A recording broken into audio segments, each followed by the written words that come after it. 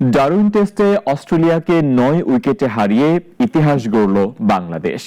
অধিনায়ক নাজমুল হোসেন শান্ত চেয়েছিলেন ডারউইনে তার দলের খেলোয়াড় 5 দিন ভালো খেলুক, কিন্তু তার চাওয়াকে ছাপিয়ে গেছে বাংলাদেশ।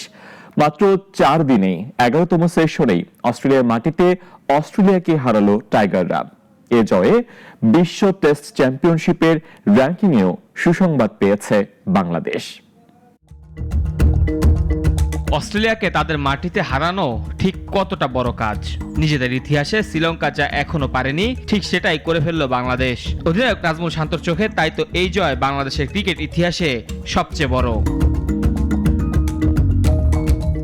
ডারউইনে সত্যিকার অর্থে প্রতিটা সেশন রাজ করেছে বাংলাদেশ। প্রথম ইনিংসে হাসান মাহমুদের তোপে অস্ট্রেলিয়াকে 198 রানে বেঁধে ফেলে ভিতটা তৈরি হয়, আর সেই ভিতের ওপর দুর্গ গড়েন ব্যাটাররা। তানজিদের সেঞ্চুরি, শান্ত মিরাজের সৌজন্যে প্রথম ইনিংসেই আসে বড় লিড।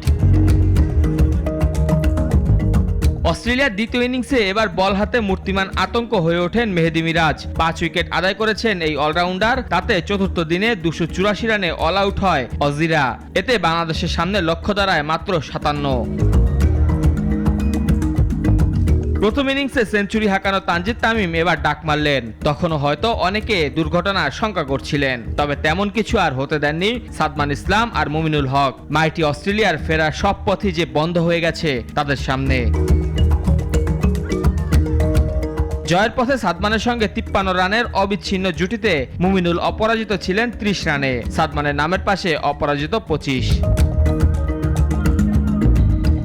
ম্যাচের দুর্দান্ত বোলিংয়ের পুরস্কার পেয়েছেন হাসান মাহমুদ। 2 ইনিংস মিলিয়ে 9 উইকেট নিয়ে ম্যাচ সেরা হয়েছেন এই পেসার। এদিকে জয়ের পরপরই ভিডিও কল করে বাংলাদেশ দলকে অভিনন্দন জানিয়েছেন প্রধানমন্ত্রী তারেক রহমান। বাংলাদেশের মানুষ অপেক্ষা করছে আপনাদেরকে ওয়েলকাম করার জন্য। ঠিক আছে, ওকে, আসলে ইনশাআল্লাহ দেখা হবে। কংগ্রাচুলেশন, অনেক অনেক দোয়া থাকলো। মেহেদী হাসান মুন্না, নাগরিক।